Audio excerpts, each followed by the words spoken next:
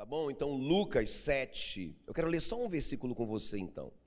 Fica muito ligado agora, concentre aqui, por favor, nesses próximos 45 minutos, né? Ofereça esse tempo para Deus, só para Ele. Coloque o seu celular no modo avião para você não perder nada que Deus quer falar para você, ok?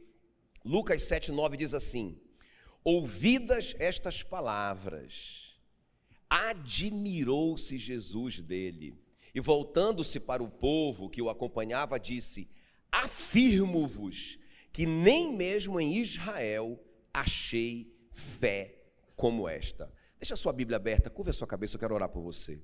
Espírito Santo querido, obrigado, Senhor, por essa palavra. Obrigado pela tua palavra poderosa. Meu Deus, nós queremos, Senhor, nessa noite, mudar a nossa maneira de pensar a respeito da fé. Queremos, Senhor, não só pensar corretamente, mas queremos ativar a nossa fé, para que ela seja uma fé eficiente, uma fé que agrada ao Senhor. Tua palavra diz: sem fé é impossível agradar ao Senhor.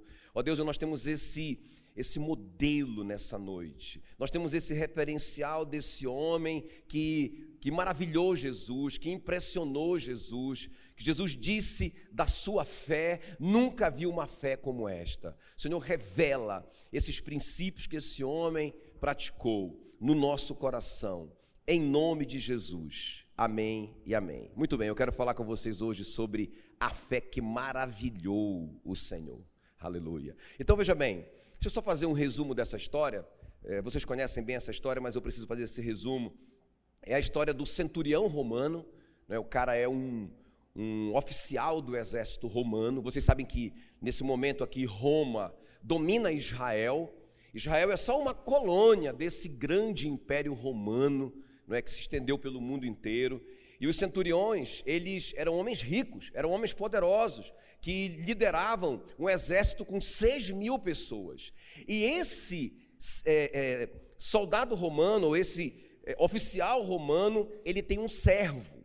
E a Bíblia diz que é um servo que ele ama muito, um servo muito estimado. E esse cara está muito doente, a Bíblia diz, quase à morte. E ele pede o favor dos anciãos, dos judeus, não é, o povo escravo. Ele pede um favor dos anciãos para irem até Jesus, pedirem para que Jesus vá na sua casa curar o seu servo que ele muito ama. E a Bíblia diz então que Jesus encara o desafio, vai junto ali com aqueles anciãos, e quando Jesus chega próximo à casa do centurião, o centurião já manda outros amigos para impedirem que Jesus entre na sua casa. Ele manda o recado: porque eu não me considerei digno que o Senhor entre na minha casa, muito menos de eu ir pessoalmente na tua presença, por isso que eu estou mandando esse povo aqui. Eu só preciso que o Senhor mande uma palavra, e o meu servo será curado. Meu Deus! E Jesus disse: uau, que fé, que é isso? Onde nós estamos? Eu nunca vi uma fé como essa, nem mesmo em Israel, não é? Então, irmãos, é muito interessante, porque por que Jesus falou isso para esse homem? Que princípios que ele participou, ele apresentou para Jesus? O que foi que impressionou tanto Jesus, para Jesus chegar ao ponto de dizer dessa fé extraordinária, essa fé incomum, essa fé inédita, que ele nunca tinha visto nada igual? O que foi que ele viu? É isso que eu quero compartilhar com vocês. Então, preste bem atenção aqui, porque, irmãos, o relacionamento de Jesus com a fé é importante. Antes de eu entrar nesses princípios do centurião, muito importante a gente ver como que Jesus via esse princípio da fé. Interessante, Jesus repreendeu duramente a falta de fé.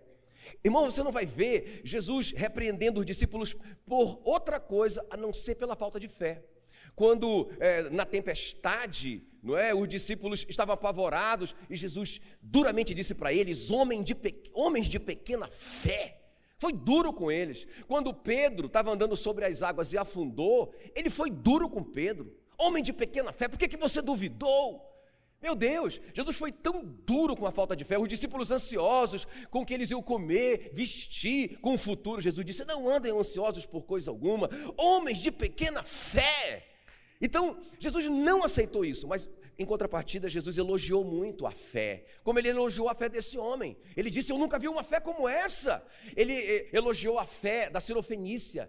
Ele disse para a Sirofenícia, aquela mãe que tinha uma filha endemoninhada, não é? Ele disse para ela: ó mulher, grande é a tua fé, seja feito como tu queres.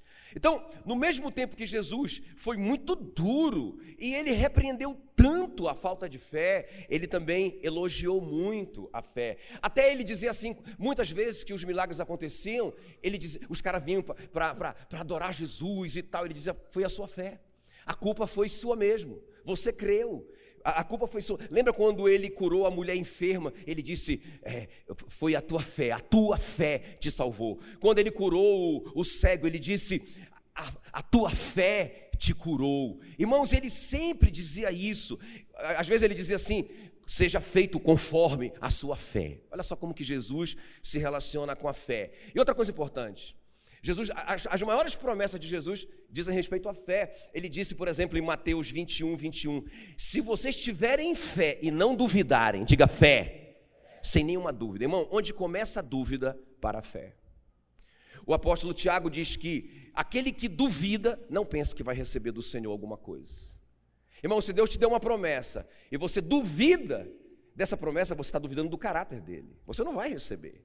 Não é? Então Jesus disse assim: olha, se vocês tiverem fé e não duvidarem, vocês dirão a este monte: ergue-te e lança-te no mar, e tal sucederá. Claro, irmão, Jesus não está falando sobre a gente agora ser removedor de montanhas. Agora a gente vai remover a Serra do Lajeado. Ele não está falando sobre isso. O que ele está dizendo é que qualquer coisa que tentar deter você, que se colocar no seu caminho, se você tiver uma fé que não tenha dúvida misturada com ela, ou medo misturado com ela, você vai ser bem sucedido. Quem está me entendendo? Promessas tremendas de Jesus. E outra coisa importante aqui, irmãos, antes de eu entrar nesses princípios do centurião, é interessante como que Jesus priorizava, diga, a prioridade de Jesus era a fé, não é? É interessante, ele falou para o Pedro, olha só o que ele falou para o Pedro: Pedro, Satanás te pediu para te peneirar como trigo. Ele quer arrebentar com você. Rapaz, ele está furioso com você. E ele está vindo para provar você. Mas eu orei por você, o Pedro. Graças a Deus. Mas eu imagino que o Pedro pensou que Jesus orou para que não acontecesse isso. Não é? Eu imagino que o Pedro, puxa vida, graças a Deus, Senhor. Não é? Então não vai acontecer isso. Não vai. Vai acontecer. Mas só que eu orei por você, e eu acho muito importante, Lucas 22, 32. Eu orei por você, para que a tua fé não desfaleça. Interessante. Pedro, vai vir a luta, mas eu estou orando para que a sua fé não desfaleça. Se você estiver firme na rocha, pode vir o que vier, você vence. Interessante. Prioridade de Jesus, a fé. Não é? Lembra quando o Jairo chegou com Jesus e falou assim: a minha filha está muito doente, está morrendo. Aí Jesus falou assim: eu vou curá-la. Uma promessa. Quando Jesus começa a andar com Jairo, para eles irem para a casa do Jairo, para ressuscitar, para curar a menina, porque ela não tinha morrido ainda. Quando Jesus se posiciona na direção da casa, aí entra a história da mulher enferma. Meu irmão, ela atrapalha tudo, Jairo. Ela tira a atenção de Jesus e uma fé que atraiu Jesus. Jesus dá toda a atenção para ela, demora demais ali, até que essa mulher é curada. Finalmente Jesus diz: vamos lá, Jairo, vamos continuar a missão. Quando eles começam a voltar para a missão, alguém chega com Jairo e diz: Jairo, não incomode mais o mestre, já era, tua filha morreu. Aí o que Jesus fala? Jairo, eu não disse que eu ia? Eu não disse que eu ia resolver? Fica ligado aqui, ó. Foi com Jesus que eu aprendi isso, né? Ele disse: Jairo, fica ligado em mim. Fica ligado em mim. Só uma coisa: não tenha medo. Apenas creia. Apenas creia. Somente creia. Se você crer, vai dar certo. Fica comigo. E o Jairo disse: tá bom, mestre. Então, irmãos, Jesus, vamos ver, repreendeu a falta de fé, elogiou a fé. Ele disse que os milagres aconteciam por causa da fé que as pessoas apresentavam para ele. Olha só que coisa interessante. Ele deu promessas tremendas a respeito da fé. Ele disse que não há impossível se nós crermos. Meu Deus do céu. E ele priorizava isso. Tudo que ele orou pelo Pedro foi para que a fé do Pedro não desfalecesse. A prioridade dele. Jairo, você só precisa de uma coisa: creia, deixa o resto comigo.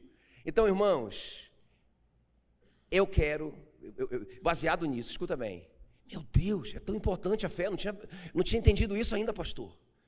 Que tão importante para Jesus a fé. O que é importante para Jesus, irmãos, é muito importante para nós. É por isso que sem fé é impossível agradar a Deus, não tem outro jeito. Você não consegue, eu estou vindo na igreja, eu estou muito bonzinho, eu estou mudando, muito legal, mas você não tem fé, você não vai agradar a Deus. Eu vou te mostrar por quê. Entende o que eu estou falando? Então, é muito chave isso, irmãos, e nós temos um referencial hoje de uma fé. Escuta bem, por isso eu queria introduzir dessa maneira, para que você entendesse que é muito importante a fé. Agora que você entendeu que é muito importante, eu quero te dar um referencial de uma fé, de um faixa preta. Quem está me entendendo? Eu quero te dar um referencial de alguém que conseguiu impressionar Jesus pela sua fé. Jesus ficou impressionado com esse cara. Ele disse: eu nunca vi uma fé como essa. O que é isso? Nem mesmo em Israel, nem mesmo entre os discípulos, nem mesmo entre aqueles que já conhecem a palavra, eu não vi uma fé como essa. O que é isso? O que está acontecendo aqui? Então, irmãos, nós já vimos que é importante a fé, e nós temos esse referencial. Então eu quero te mostrar agora. A partir de agora, vocês estão prontos? Vamos aprender então com esse centurião que impressionou Jesus, a fé que maravilhou Jesus. Diga comigo: a fé que maravilhou Jesus. Você quer maravilhar Jesus? Você quer ter uma fé, não é, que maravilha Jesus? Aleluia, glória a Deus. Então, a primeira coisa aqui, gente, a primeira coisa que a gente aprende com esse centurião, que era uma fé baseada no amor. Diga bem forte comigo: uma fé baseada no amor. Agora com fé, diga comigo. Agora, vamos lá. Uma fé baseada no amor. Olha só que coisa interessante, gente. Lucas 7:2, olha só. O servo de um centurião, a quem este muito estimava, estava quase à morte. Então, olha só que coisa interessante, porque na nossa cultura a gente não consegue entender isso. Eu preciso te explicar o que está acontecendo aqui. Essa palavra servo aqui, a gente pode interpretar assim: o funcionário do cara estava doente, puxa vida, eu vou lá ajudar o cara. Não, irmãos. Essa palavra aqui, para servo, e o servo de um centurião, é a palavra doulos, no grego, que quer dizer escravo. Irmãos, o escravo para o romano era um objeto descartável, literalmente. O romano não podia escravizar um outro romano. Por quê? Ele só escravizava ou os judeus ali, ou então estrangeiros, porque quando não funcionasse mais, quando aquele objeto desse defeito, já era, não serve mais. Não é uma cultura maligna. Então, irmãos, Jesus já começou a ficar ligado nesse cara. Quando ele recebe os anciãos e diz: olha, o centurião romano nos enviou aqui para pedir, para que o Senhor vá lá na casa dele, por causa do servo, do escravo dele, que está doente. Jesus, opa, peraí, ele já ficou antenado. Tem alguma coisa aqui. Como assim? O escravo, o romano, o centurião, preocupado com esse objeto que ele comprou na feira. Ele está... E aí, irmãos, é interessante que a gente percebe que a fé do centurião é uma fé diferente. Ela é baseada no amor. Ele ama esse servo, esse escravo. Agora, preste bem atenção. Ele não ama só o escravo.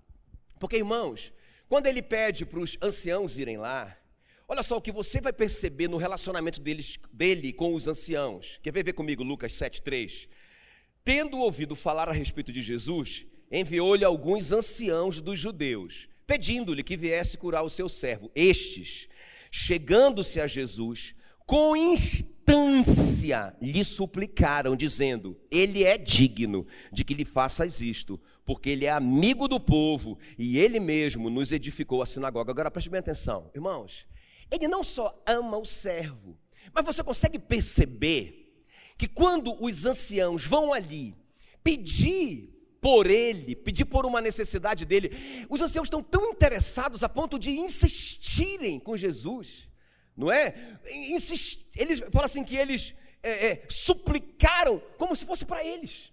Suplicaram com instância. E ainda falaram para Jesus, o Senhor precisa ir lá.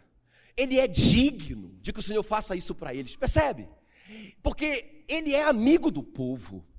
E ele ama o povo. E a prova desse amor é que ele construiu uma igreja para nós, que nem somos povo dele, ele nem faz parte da nossa religião, mas ele ama. Então, irmãos, esse testemunho já começou a deixar Jesus intrigado com esse camarada, né? Então, alguém que ama o servo, alguém que ama os judeus, os anciãos, que são pessoas diferentes. Entende o que eu estou falando? Irmão, porque nós temos uma facilidade para amar pessoas que são parecidas com a gente, não é? Esse cara que é crente, da minha igreja. Mas, irmão, se o cara já não é mais da Paz Church, não. Irmão, e se ele for de uma outra religião? Meu Deus do céu. Irmão, fuzila esse miserável. Claro, vocês não, né? Eu estou falando assim de pessoas imaturas. Então esse cara, ele ama os diferentes. Ele ama um povo que ele nem entende direito a religião desse povo. Ele ama os anciãos.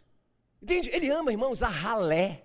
Porque para ele, como romano dominador, sabe, ele se relaciona com os judeus, com os líderes judeus, com respeito. Tanto é que os caras dão testemunho. Ele é digno. Por favor, faça isso para ele. Esse cara ama a gente. Esse cara é top demais. O senhor precisa ir lá, por favor, está aqui na sua Bíblia. Quem está me entendendo? Irmão, uma fé baseada no amor. É muito interessante, não é? Então ele ama o escravo, ele ama os anciãos, ele ama o povo, não é? Quando Jesus chegou perto da casa dele, ele mandou outros amigos íntimos. Por que eu digo que é amigos íntimos? Porque olha só o que os caras vão dizer para Jesus. Quer ver? Presta atenção. Os caras chegam lá e dizem, ele mandou um recado, o senhor não pode passar daqui. Como assim? Eu fui convidado para ir lá na casa dele. Não, ele falou que ele não quer que o senhor entre lá, o senhor não pode entrar lá, ele não é digno disso.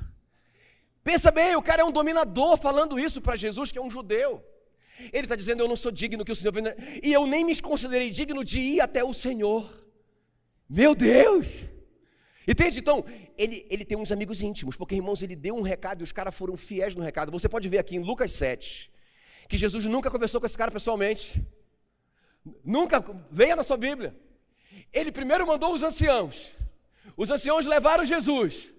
Quando ele chegou perto da casa, ele mandou outros amigos, para aí. Jesus nunca falou com esse cara. Interessante. Mas, irmãos, tudo o que ele fez foi baseado nos relacionamentos que ele tinha. Quem está me entendendo? Então, Gálatas 5:6 diz que a fé atua pelo amor. Está escrito. Pastor, o que tem a ver a fé com o amor? Não é? A fé atua pelo amor. E é interessante que 1 Coríntios 13, vocês conhecem bem esse texto, fala que não adianta nada eu ter uma fé tão grande, ao ponto de transportar uma montanha com a minha fé. Se não tiver amor, nada serei. Então, irmãos, a fé sem amor não tem valor nenhum para Jesus. Então essa é a primeira coisa aqui que a gente aprende com esse centurião. Não é uma fé qualquer, a fé que chamou a atenção de Jesus era uma fé baseada em amor. Agora preste bem atenção aqui no que eu vou te falar. Eu quero que vocês leiam comigo Mateus 22:37, porque isso aqui vai mudar a sua vida para sempre em nome de Jesus. Aleluia. Você está pronto? Que vai olhar aqui para mim, para você entender. Um estudioso da lei pergunta para Jesus assim: Senhor, mestre, para provar Jesus, para testar Jesus, qual que é o maior mandamento da lei? Aí Jesus vai responder: irmão, isso aqui vai mudar a sua vida porque mudou a minha. Aí Jesus responde: ame o Senhor Deus com todo o coração, com toda a alma e com toda a mente. Então vocês já aprenderam, até eu falei, acho que na semana passada. Qual é o maior mandamento? A maioria das pessoas responderam: amar a Deus. Não é. O maior mandamento não é amar a Deus. O maior mandamento é amar a Deus de todo o coração, com toda a alma, com toda a mente, com tudo. Amar a Deus totalmente. Agora escuta bem, Jesus deu a resposta para o cara, só que ele não parou aqui, é essa que é a chave. Ele continua, o versículo 38, ele diz assim: este é o maior mandamento e o mais importante. E o 39, o segundo, semelhante a este. Diga, semelhante a este. Semelhante ao qual? Ao primeiro lá. O segundo é no mesmo nível. O segundo é tão importante quanto, porque o cara não estava esperando isso, ele só queria saber qual que é o maior. Jesus falou, o maior é amar a Deus com amor total, mas ele disse, o segundo é igual. Te liga aqui, Jesus falou para ele. O segundo é igual, o segundo é semelhante a este. Aí o cara, como assim, tem um segundo? Tem, que na verdade é junto com o primeiro. E qual é? Aí ele fala, amarás o teu próximo como a ti mesmo. É por isso que o João diz a si mesmo, aquele que diz amar a Deus e não ama o seu irmão é mentiroso. 1 João 4:20. Porque aquele que diz amar a um Deus invisível, como amará? Ao contrário, né? Aquele que diz que ama a Deus, que não vê, como amará o seu irmão que está vendo?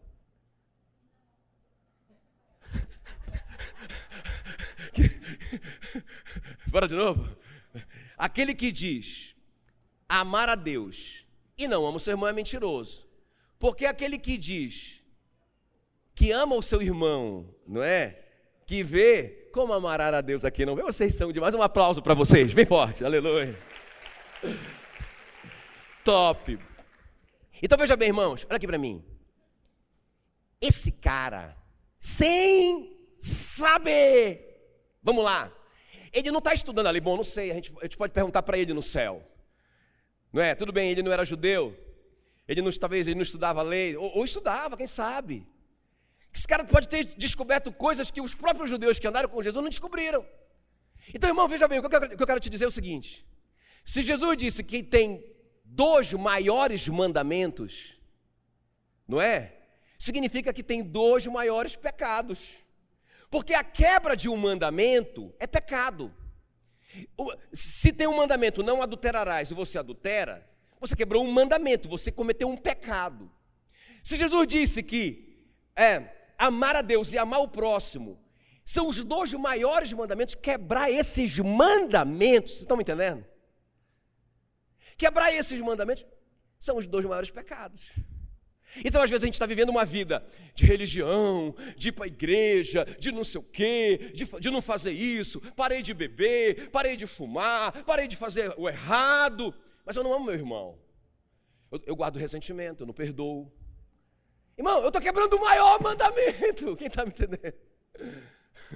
É por isso que Jesus diz, por isso que a Bíblia diz, não adianta nada você ter uma fé grande, se você não tem amor, essa fé é ineficiente porque você está em pecado, porque você está quebrando o maior mandamento. Dá um sorriso para mim. Não é?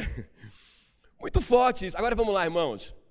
O que esse camarada entendeu é o seguinte: rapaz, cara, o meu servo, o meu escravo não presta mais, não funciona, mas eu o amo.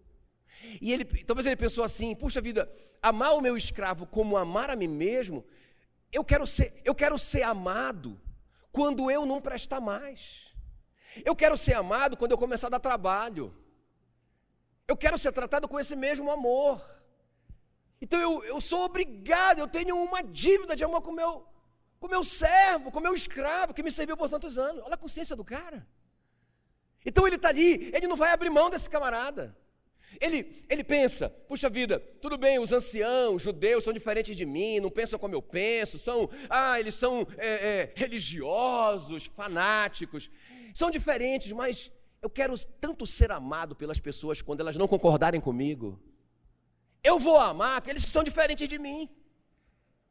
Entende? Então na cabeça dele.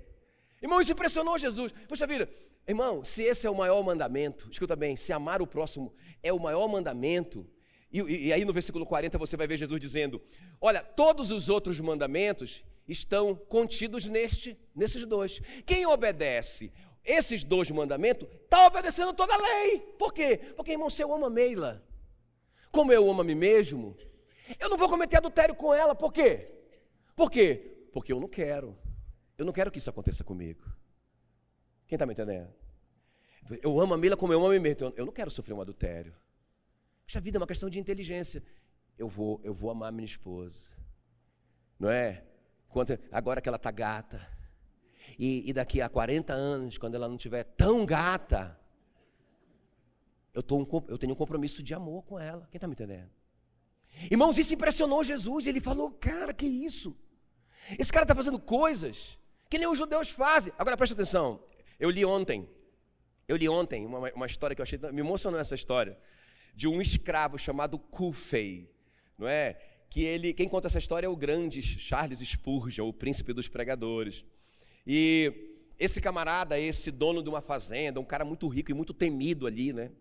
Nos Estados Unidos, no tempo da escravidão.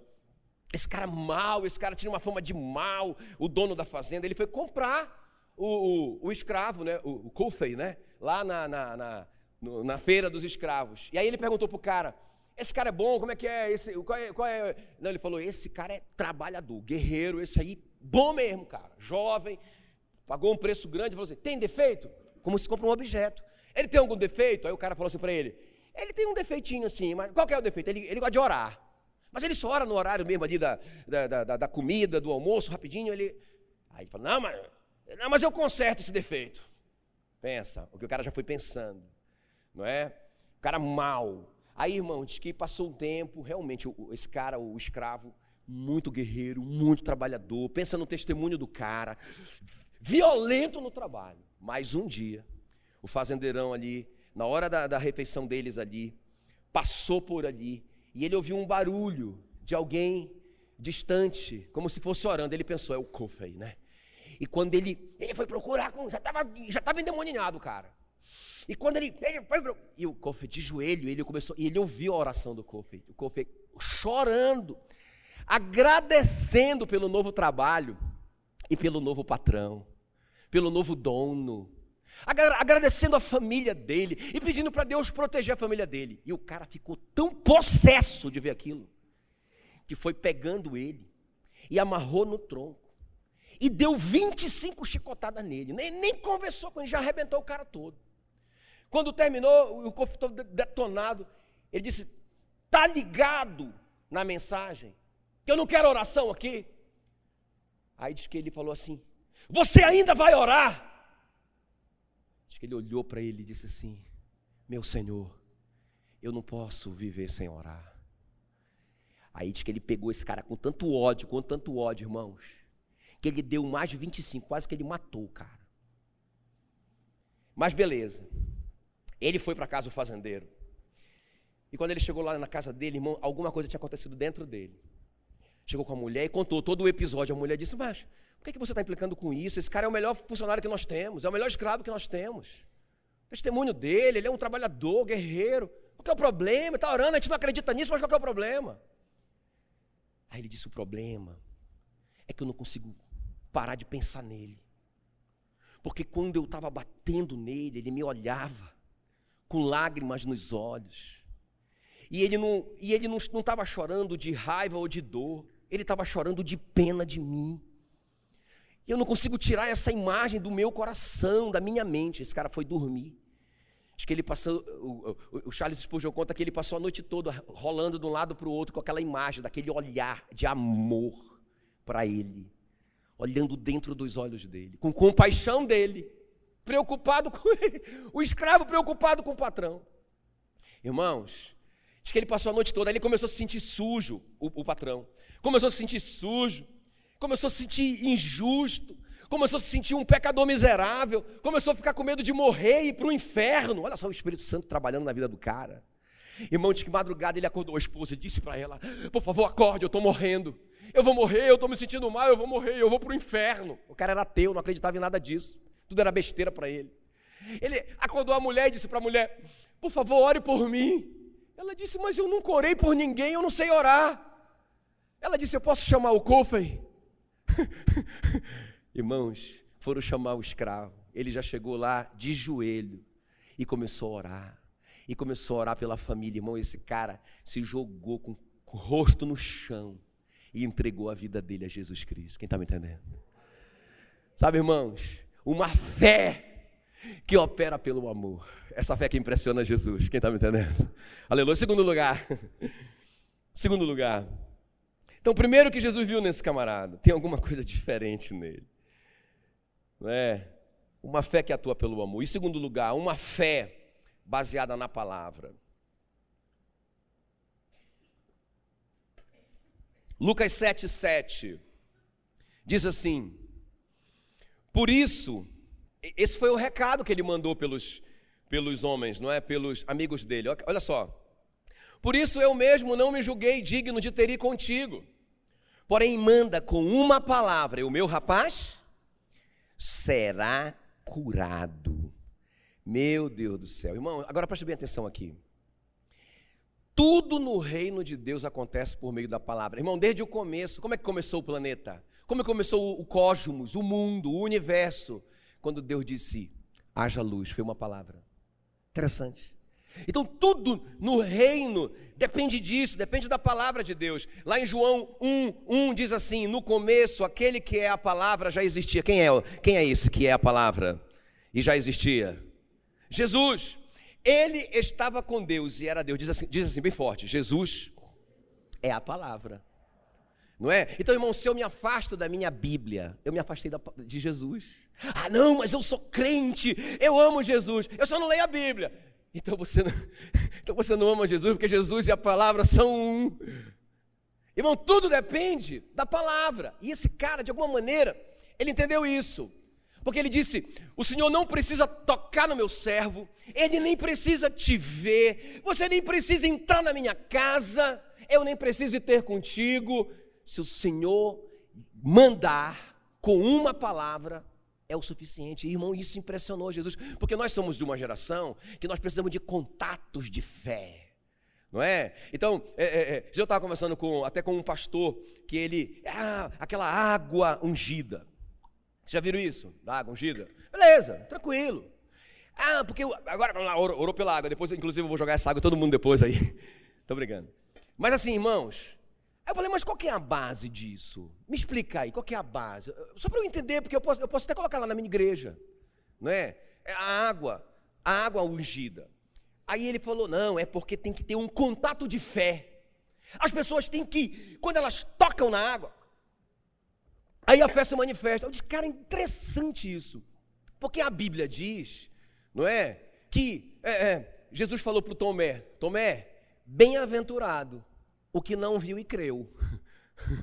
Ou seja, não teve contato nenhum, porque o Tomé queria ver e queria tocar. Ele queria tocar para crer. Jesus disse, não, Tomé, não precisa, só tem que crer, não é? Então, irmãos, esse cara, ele fala assim, olha, não precisa de nada disso, só precisa o Senhor mandar com uma palavra, e vai acontecer. Agora, a questão é essa, olha para mim, está todo mundo comigo aqui agora? A questão é, irmãos, é fácil a gente dizer assim, Senhor, entendi, essa fé que agrada o Senhor, essa fé que resolve a parada, entendi. É quando a gente diz assim, manda uma palavra, basta uma palavra. Irmão, o problema é que se você disser isso, Ele vai mandar a palavra. A questão é, você vai obedecer?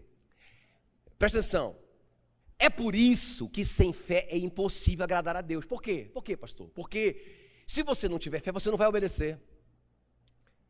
E se você não obedecer, você não vai agradar o Senhor.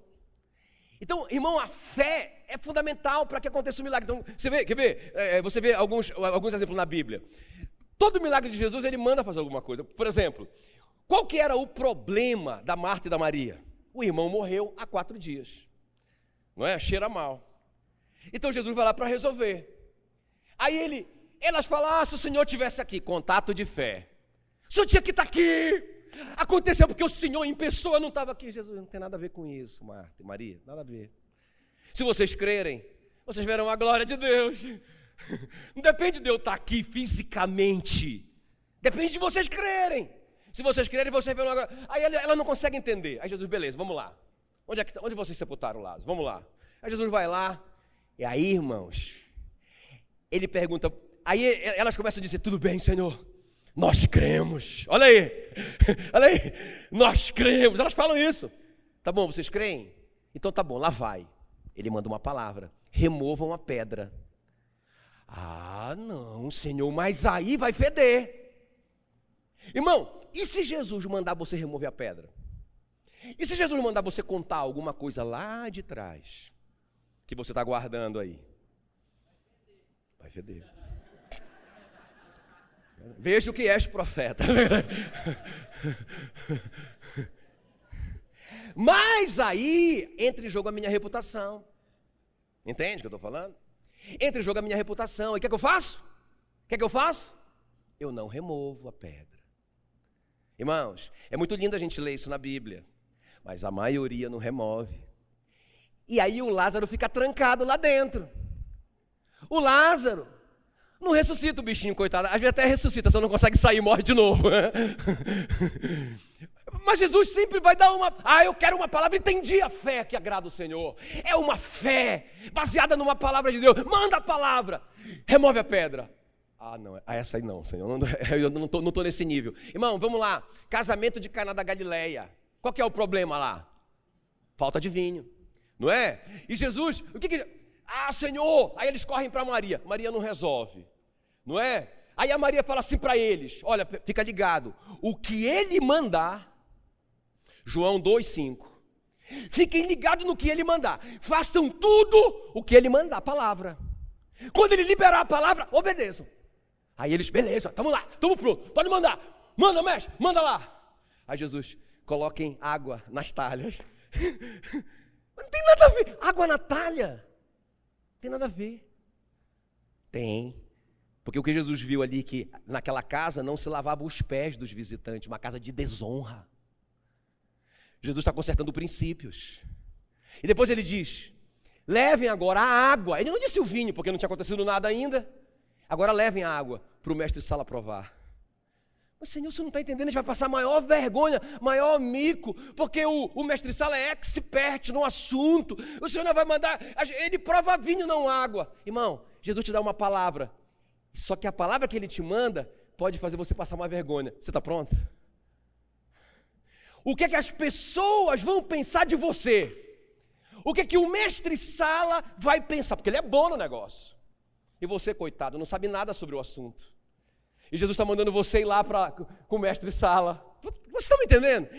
Vocês estão conseguindo traduzir para a necessidade de vocês? Aí vocês estão lá, na necessidade de vocês, precisam de um milagre. Aí vocês oram. E Jesus diz, vai lá com fulano de tal. Vai lá. Apresenta. Dá o testemunho. Não, mas aí, Senhor. Então, irmãos, quem está me entendendo? Manda uma palavra. Aí ele manda. E aí, irmãos, lembra do Pedro? O Pedro está lá. Qual que é o problema do Pedro em cima do barco? Passaram a noite toda pescando, não tem peixe, não pegaram nada. Agora eles têm que pagar toda a tripulação. Não é todos os funcionários, estão em crise. Aí Jesus usa o barco deles para pregar. E depois Jesus, para recompensar, diz, agora vamos lá. Vamos comigo. Parte mais funda. Não, mas parte mais funda não rola peixe. Não, mas é lá que eu quero. Olha aí. Nós passamos a noite toda pescando, mestre. E nós sabemos fazer o negócio. Quem está me entendendo? Aí você vai fazer o negócio, você sabe, você é bom. Você é bom, mas não está fluindo, e aí? Não está fluindo. Você é bom no negócio, você é bom de fazer isso, mas não está acontecendo. Pedro é faixa preta. Aí Pedro diz, nós passamos a noite toda fazendo a coisa certa, Senhor. O Senhor está fazendo tudo errado, mandando a gente para a parte mais funda do lago. E Jesus faz pior ainda. Jesus, tá bom, agora eu vou lançar uma palavra, certo? Tá pronto, Pedro? Manda a palavra. Tá bom, lança a rede para o outro lado.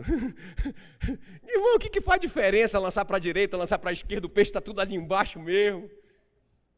Mas o Pedro diz, Senhor, eu não estou entendendo nada, mas segundo a tua palavra, eu lançarei as redes. Qual que é o problema do Abraão? Ele tem uma promessa que ele vai ser pai de muitos filhos. Mas não acontece, o cara está com mais de 100 anos agora. O Isaac já está com talvez, uns 15 anos, já é um rapaz. Carregou lenha no ombro e subiu uma montanha enorme, é um homem já. Aí Deus fala para ele assim, eu imagino o Abraão, Senhor, o Senhor falou que aconteceu, ia ser pai de multidão, só tenho um. Não está rolando esse negócio. Manda uma palavra aí, mestre. Uma promessa aí. Aí Jesus, tá bom, vou mandar uma palavra. Lá vai, tá pronto, Abraão? Tô, manda. Pega esse teu único aí, leva no Monte Moriá e sacrifica ele lá para mim. Quem está me entendendo? Então, irmão, esse camarada, o centurião romano, é o cara que diz assim, pode mandar, Senhor, com uma palavra, porque eu vou obedecer. O que o Senhor mandar, eu faço. E Jesus sabia que ele faria. Por isso que Jesus disse, rapaz, esse cara é fera. Diga, uma fé que opera pelo amor. uma fé que opera pela palavra? Tá bom. Agora, terceiro e último lugar. Glória a Deus. Terceiro e último lugar. Quero terminar com isso aqui. Quero terminar bem no horário, tá? 11 horas da noite. Não, eu estou brincando. Os visitantes ficaram, meu Deus do céu. Então, terceiro e último lugar para a gente fechar aqui, irmãos. Então, primeiro, uma fé baseada no amor. Ele amava o servo, amava os anciãos, amava os amigos, amava Jesus, amava até o povo que ele deu uma igreja, amava todo mundo, expressionou Jesus. Depois ele uma fé baseada na palavra, não é? Manda uma palavra e eu estou pronto, seja lá o que for.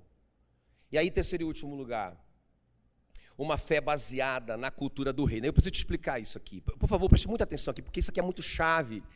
E se você entender isso aqui, meu irmão, meu Deus, você vai cuspir fogo, não é? Como é que fala o negócio sei lá. Tá bom. Vamos lá, então, uma fé que baseia na cultura do reino. Fé baseada na cultura do reino. Então, Lucas 7:8, vamos lá, vamos entender. Porque também eu sou homem sujeito à autoridade, e tenho soldados às minhas ordens. Digo a este, vai, ele vai. A outro, vem, ele vem. E ao meu servo, faz isso, e ele faz. Irmão, foi isso que ele mandou de recado para Jesus. Presta atenção. O senhor não precisa ir na minha casa. O senhor não precisa colocar a mão nele. O senhor não precisa de nada. Só basta uma palavra do Senhor. Porque eu sou homem sujeito à autoridade. Estou debaixo de autoridade. Meu chefe manda, eu faço. E quando eu mando, um soldado ele faz. Se o Senhor mandar, está resolvido. Então, olha só, irmãos. Como assim uma fé baseada na cultura do reino? Ele trata Jesus. Você vai ter que entender isso aqui, ó. Ele trata Jesus como um rei. É difícil para a gente entender isso na nossa cultura. Mas, irmãos, ele trata Jesus como um rei. Quando Jesus chegou ali, que ele mandou os amigos para dizerem que ele não era digno, nem de receber em casa e nem de encontrar com ele está fazendo como eles faziam com o rei. Um rei nunca ia na casa de um súdito. Ele tratou Jesus como um rei. Ele não chegou na presença do rei, porque os homens só chegavam na presença de um rei se o rei o chamasse. Então ele tratou todo o tempo Jesus como rei. E quando Jesus chega, não é ali, e ele manda os servos tratam Jesus assim, ó. Ele mandou dizer, não é? Senhor, essa palavra Senhor aqui no grego é Kurios, que era a palavra que eles só usavam em relação a César. O que significa isso? Dono absoluto. Irmão, quem está falando isso é o dominador romano, que está falando para Ralé, para um judeu, o Senhor é o meu rei. Por isso que o Senhor não pode ir na minha casa, e eu não posso ir na tua presença, sem que o Senhor me chame.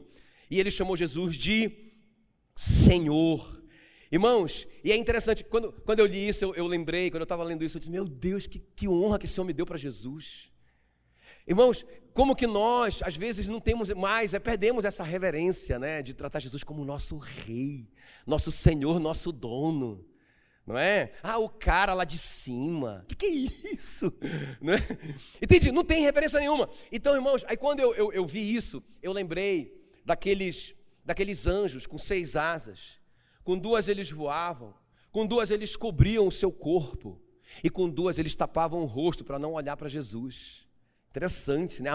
Não que Jesus não quisesse que eles olhassem, mas eles não se sentiam dignos. Né? Veio a imagem dos redimidos lá em Apocalipse, que começam a adorar e eles têm a coroa, não é? Eles têm a coroa da vida, mas quando eles começam a adorar o rei, eles não se sentem dignos de estar com uma coroa, e eles arrancam a coroa e lançam fora a coroa e se prostram, porque eles entendem só o Senhor é digno, não é? Então, irmãos, esse cara, ele tem uma sacada. Ele trata Jesus na cultura do reino de Deus, ele trata Jesus como um rei. Então ele diz, manda o Senhor, eu entendo a sua autoridade, o Senhor é o rei dos reis. Se o Senhor mandar, está feito. Quem está me entendendo? Agora vamos só entender isso aqui para a gente orar. Eu quero orar por vocês aqui, por milagre nessa noite, amém, queridos? Eu quero preparar vocês para o milagre. Por isso que eu estou falando sobre fé. Agora escuta bem, vamos só entender isso aqui, irmãos. Diga assim, uma fé baseada na cultura do reino. Olha aqui para mim, todo reino tem uma constituição, todo reino tem um rei ou um presidente, não é? Todo reino tem uma língua, não é? Aqui a gente fala português. Todo reino tem, que mais? Cidadãos. Quantos são cidadãos brasileiros? Aleluia. Glória a Deus, glória a Deus. Irmão, todo reino tem uma moeda. Isso eu quero te mostrar aqui. Isso aqui é muito chave. Isso é muito chave, vai mudar a sua vida. Todo reino tem uma moeda, irmão. Uma nação não funciona sem uma moeda. E o reino de Deus é uma nação, que tem uma constituição, tem um rei, tem os seus súditos, não é? Tem tudo isso. E o reino de Deus também tem uma moeda. Qual que é a moeda do reino de Deus? É a fé. Irmão, é a fé. Sem fé é impossível. Pastor, mas qual que é a base disso? Está aqui Apocalipse 3,18, quer ver? Acompanha comigo aí. Irmão, nós precisamos de dinheiro no Brasil, sim ou não? Nós precisamos de dinheiro no céu, credo, pastor. Calma. Eu lembro da gente na Nigéria e falaram, foi uma notícia mal informada, que não precisava trocar por naira, que eles aceitavam dólar. Beleza. Eu acho que eu andei trocando lá. Eu acho que eu fiquei assim meio, rapaz, eu vou trocar logo. Troquei. Mas a maioria do pessoal não trocou. Irmãos, os caras estavam mais pobres do que os nigerianos, porque eles tinham dólar, mas não tinham naira. Eles tinham uma moeda que não funcionava lá. Quem está me entendendo? Irmãos, aqui, nesse reino, a moeda é real, mas no reino de Deus, a moeda é fé. Tem que fazer o câmbio. Quem está me entendendo? Tem gente que está zerado na carteira. E tem gente que está, irmãos, cheio da grana. E meu alvo hoje é que vocês saiam daqui estribado. Aleluia. Não é? Agora vamos lá, Apocalipse 3,18. Olha que Jesus diz: aconselho-te que de mim compres. Diga, compres. Ouro refinado pelo fogo, para que te enriqueças.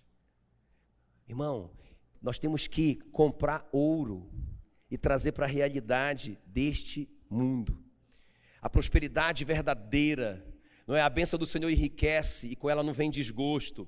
Precisa de comprar. Não é? Olha só, compre de mim ouro refinado no fogo para te enriqueceres, vestiduras brancas para te vestires, a fim de que não seja manifesta a vergonha da tua nudez. Irmão, se eu quiser vencer pecados, eu também preciso comprar, não é? Comprar do reino essa santificação, colírio para ungir os olhos, a fim de que vejas. Olha essa coisa interessante, porque eu só consigo ver com esses olhos. Ah, mas o Lázaro, eu estou vendo, o Lázaro está sepultado, Senhor Jesus. Não, você precisa de colírio, porque se você comprar de mim colírio, e você começa a ver o reino espiritual, aleluia. E qual que é a moeda que compra essas coisas? É a fé, é a fé. Por isso que Jesus falou muitas vezes: seja feito segundo a sua fé. É por isso que Jesus não realizou milagres em Nazaré, por causa da falta de fé. Por isso que Jesus via a fé das pessoas. Quando eles baixaram aquele paralítico, a Bíblia diz que Jesus, vendo-lhes a fé, esses caras têm condição de receber esse milagre. Cara, esses caras têm condição de... Vendo-lhes a fé. Irmãos, o apóstolo Paulo ensina que o justo viverá pela fé. É pela fé que a gente vive. Ah, pastor, mas peraí, a salvação não precisa de nada disso, de comprar, é de graça. É mesmo, é de graça. A parte da salvação aqui da terra é de graça. A salvação é de graça. Você não precisa fazer a obra aqui. Eu não preciso trabalhar na igreja para ser salvo. Eu não preciso fazer isso ou aquilo para ser salvo. Aqui não. Mas a parte celestial, ele diz assim: a salvação é de graça mediante... Irmão, até a salvação é comprada por essa moeda chamada fé. É muito forte isso. Aleluia. Agora, escuta bem, é por isso que Satanás queria a fé do Pedro. Tudo que Satanás queria era roubar a fé do Pedro. Jesus disse: já orei por você. Eu já orei por você, para que ele não roube a sua fé. Irmãos, Satanás não pode roubar a sua fé. Eu quero te dizer isso, que se ele conseguir roubar a sua fé, por que, irmão, enquanto a pessoa está ali, aconteceu mais uma comigo, acreditando, eu creio em Deus, eu sei em quem tenho crido, e no final ele vai se manifestar, vai dar. Se ainda não chegou, se ainda não passou essa tribulação, é porque não chegou o fim, porque no fim eu vou ser vencedor. Eu sei que vai acontecer, irmão. Enquanto a pessoa está crendo, show de bola. No momento que ela começa duvidar ou desanimar, Satanás venceu. Por isso que, irmãos, é tão importante a gente entender isso. Amém, queridos? Diga comigo, a fé é a moeda do reino. Muito interessante, muito interessante. Então, olha aqui, ó. Aqui nesse mundo, a gente precisa ver para crer, não é? Então eu preciso ver para... tem água aqui, ó. Por que eu sei? Porque eu estou vendo. Por que eu sei que tem água? Porque eu bebi. Realmente tem água. É água. Eu preciso tocar. É assim que a gente vive. Só que a gente quer viver, irmãos. A fé é assim. A gente quer ver. E aí Jesus sempre combateu isso. Não é? Aí, ó, para terminar. Lembra daquele homem que chegou com Jesus e falou assim: Senhor, teus discípulos não conseguiram expulsar o demônio do meu filho. Meu filho é possesso por um demônio e se joga no fogo, na água, já tentou, olha, várias vezes. Aí Jesus fala assim para ele, e ele fala assim para ele, assim, ó. Ele fala assim: tem compaixão de mim? Quem está comigo? Tem compaixão de mim e ajuda-me. Irmãos, é isso, esse é o problema. A gente pensa assim, ó: Deus tenha compaixão de mim. Irmão, Ele tem compaixão de todo mundo, mas todo mundo é salvo? Fala para mim. Quem é que é salvo? Aquele que creu. Quem está me entendendo? Ele tem compaixão de todo mundo. Então mas como que nós somos? A gente vai lá, a gente chora. O senhor não está vendo o que eu estou passando? Tá. Antes de você pedir, Ele sabe o que você está pedindo. Ele está esperando a fé. Imagina, irmão, eu vou lá no supermercado e digo: olha, o senhor não sabe a situação que eu estou passando, seu dono do supermercado. Por favor, me arrume aí 1 quilo de feijão. Irmão, ele pode até dar um. Aí no outro dia eu estou lá: ô, seu menino, tá difícil. Toma 1 quilo de arroz, vai diminuindo, né? Irmão, uma semana depois ele vai dizer: mano, você precisa de dinheiro para comprar, você precisa trabalhar. Quem está me entendendo? Aí lá vai o cara pedir para Jesus: Senhor, tem compaixão de mim, se tu podes, faz alguma coisa. Jesus fala assim: peraí, se eu posso? Irmão, eu posso todas as coisas. A questão é, você crê? Quem está comigo aqui? Você tem moeda? Você tem a moeda do reino? Irmão, e o cara fala: eu creio, Senhor, me ajuda na minha falta de fé. Interessante isso. Eu preciso de uma moedinha aí, Senhor. Me ajuda na minha falta de fé. E Jesus diz: agora sim, mano. Vamos lá resolver essa parada. Quem está me entendendo? Então, irmãos, essa é a chave. Pastor, como que eu cresço em fé? Está na palavra, não é? Está lá. Como é que é? Romanos 10, 17. A fé vem pela palavra, pela pregação. A fé vem pela pregação. Está escrito isso lá. Romanos 10, 17. A fé vem pela pregação. Por isso que você tem que vir na igreja. Está na sua Bíblia. A fé vem pela pregação. E a pregação vem pela palavra de Cristo. O que eu estou ensinando para vocês, eu não tirei da minha cabeça. Eu só facilitei para vocês entenderem. Mas está tudo na Bíblia. Ok? Então eu posso crescer em fé à medida que eu ouço a pregação baseada na palavra. Tá, segunda coisa. Como que eu cresço em fé? Tenho mais uma pista. Se Jesus orou pela fé do Pedro, então eu posso orar pela minha. Senhor, eu sei que eu já recebi uma porção de fé. A Bíblia diz que nós todos já recebemos uma porção de fé. Logo quando nós entregamos a vida a Jesus. Ninguém pode dizer: eu não tenho fé. Você tem, agora você precisa desenvolver a sua fé. O apóstolo Paulo fala do combate da fé, não é? De combater o bom combate da fé. Então nós precisamos crescer em fé. Então como é que é? Primeiro, pregação pela palavra. Segundo lugar, pela oração. E terceiro lugar, como que eu cresço em fé? Irmãos, pelas provas de fé. Como que o Abraão cresceu em fé? Quando ele subiu com Isaac lá. E ele falou para os servos dele aqui embaixo: pode ficar aí, eu e o rapaz vamos subir e nós voltaremos. Quando Isaac perguntou: Senhor, mas pai, onde é que está o cordeiro? Ele disse: Jeová Jiré, Deus proverá. Fica firme, vai dar tudo certo. Mas ele pegou o cutelo e falou: Deus mandou. E aí lá em Hebreus diz que o Abraão cria que Deus era poderoso para ressuscitar o Isaac. Então, como que eu cresço em fé, pastor?